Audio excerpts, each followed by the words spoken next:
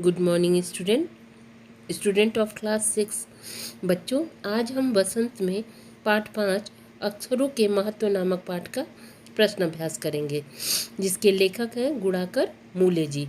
इससे पहले हमने आपको इसका सारांश बताया था, जिसमें हमने बताया था कि इस पाठ में अक्षरों के बारे में बताया गया है, अक्षरों की कहानी।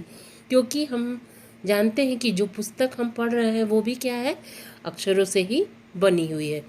तो पाठ का सारांश पढ़ने के बाद आइए इसका प्रश्न अभ्यास करते हैं।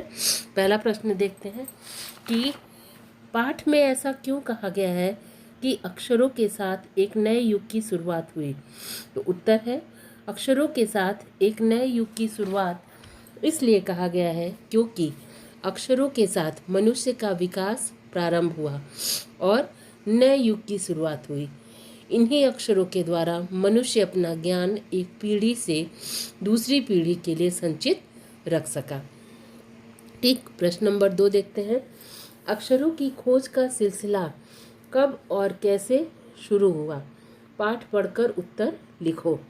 तो उत्तर है, अक्षरों की खोज का सिलसिला लगभग 6000 वर्ष पूर्व शुरू हुआ था। अक्षरों की खोज से ही मनुष्य सभ्य कहा जाने लगा।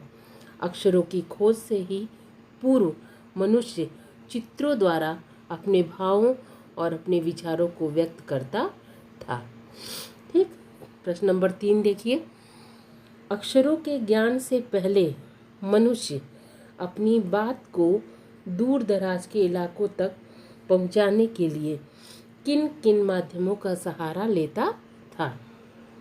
तो उत्तर देखिए, अक्षरों के ज्ञान से पूर्व मनुष्य अपनी बातों को दूर दराज के इलाकों तक पहुंचाने के लिए चित्र संकेतों के माध्यम का सहारा लेता था। जैसे एक छोटे गोले अर्थात वृत्त के चारों ओर किरणों का चिन्ह सूर्य, ताप या धूप का भाव संकेत बन गया। ठीक, तो आज हमने इस पाठ का प्रश्न अभ्यास किया।